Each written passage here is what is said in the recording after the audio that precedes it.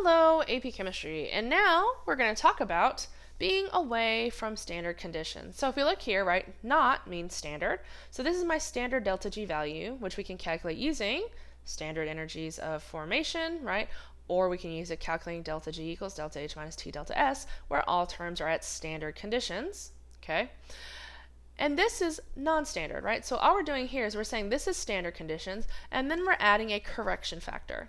Okay, standard conditions plus our correction factor, all right, gives me my delta G away from standard conditions. Okay, so it's like a baseline, we apply a correction, and then we get our actual value. Okay, now, if we are at equilibrium, thinking back to what we talked to before, we're at equilibrium, delta G happens to equal 0, we get the equation that says delta G is equal to negative RT ln Q, yes? Where in this case, though, if we're at equilibrium, Q is replaced with a K, which right now sounds like nonsense because you're like, I don't know what either of those mean, but we will momentarily, okay? So this is our special condition which applies at equilibrium because we know that delta G equals 0, meaning that neither the forward nor the reverse reactions are occurring, okay? Just so happens, by the way, that this is our equilibrium constant. It is the term that defines where equilibrium happens for any given reaction, where again, equilibrium is where macroscopically no further change is observed, and microscopically the concentrations of all species have stopped changing, okay? Which is why macroscopically we no longer observe any change, okay? And R is the same constant, is the universal gas constant expressed in different units. This is 8.314 joules per mole Kelvin, okay? T is our temperature in Kelvin, and K is our equilibrium constant, okay? And delta G is the same delta G. So what this means is that this gives us a way to sort of compare delta G to where equilibrium is for our particular reaction, okay? Now, let's take a moment and talk about what equilibrium is. Okay, so K, we already described as our equilibrium constant.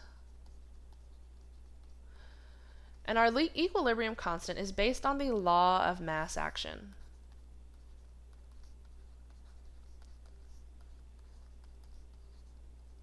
Okay, the law of mass action is a way that we can tie all these things together using our coefficients, where K is equal to products raised to their coefficients over reactants raised to their coefficients. Okay, so we have products raised to their coefficients over reactants raised to their coefficients, where this information in here in square brackets will always indicate concentration. Okay, square brackets, these are our concentrations. So the concentration of CD over AB raised to their respective coefficients. So what this kind of means, right, is that it's kind of like saying we have the concentration of product over the concentration of reactant, which means that, right, if we have a lot more product than reactant, then my K value is going to be what? Greater than 1, yes? Now, if we had the alternate situation where my product was less than my reactant, I'm going to have a K value that is, ding, ding, ding, less than 1. Yes? Does that make sense? Just based on the concept of fractions, yeah? So if my product is likely to be greater than my reactant, then my K is greater than 1, right? And then otherwise we have this situation, right? So again, right, equilibrium is where my reaction actually comes to rest, okay? We talk about how we have limiting reactants and excess reactants, and for a lot of really standard reactions, that is the case. A lot of reactions are governed differently, right? Where they have a natural place where based on the amount of each thing present that they will come to rest, okay? For now, suffice it to say that if our process ends with a lot more product than reactant, we have K is greater than 1. If it ends with less product than reactant, we get a K is less than 1. Q, right, is sort of like an instantaneous snapshot of a reaction. Instantaneous. I'm missing some letters there. Lots of letters. Where does it say instant? Instant snapshot of our process, wherein K means our concentrations at equilibrium, Q means our concentrations at any given point in time, right? And they're really the same basic thing, okay? Whereas we're not going to talk about Q very much now, but we will spend multiple chapters talking about it later. And we've already defined what equilibrium is, okay? So then, if we go back to this equation here, right, what this says is if my equilibrium constant favors the formation of product, courtesy of this negative sign and this ln, right, then I'm going to get a negative delta G. Yes?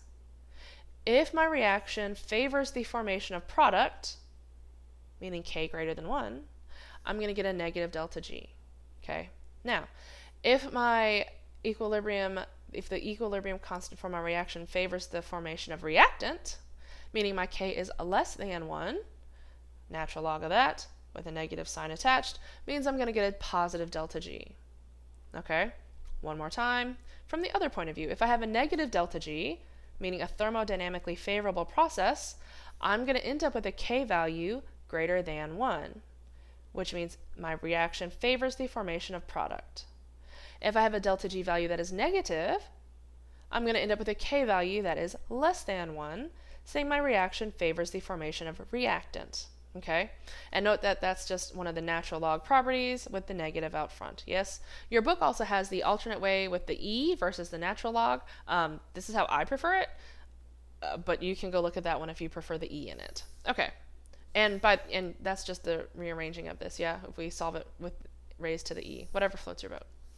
Okay, now, let's go ahead and look at this diagram. This is one of the figures from your textbook, and this is the Born-Haber process, which we'll talk about more in a next chapter. But so we have our nitrogen plus hydrogen to give ammonia. Don't forget, you're supposed to know this formula, and you're supposed to know what it's called.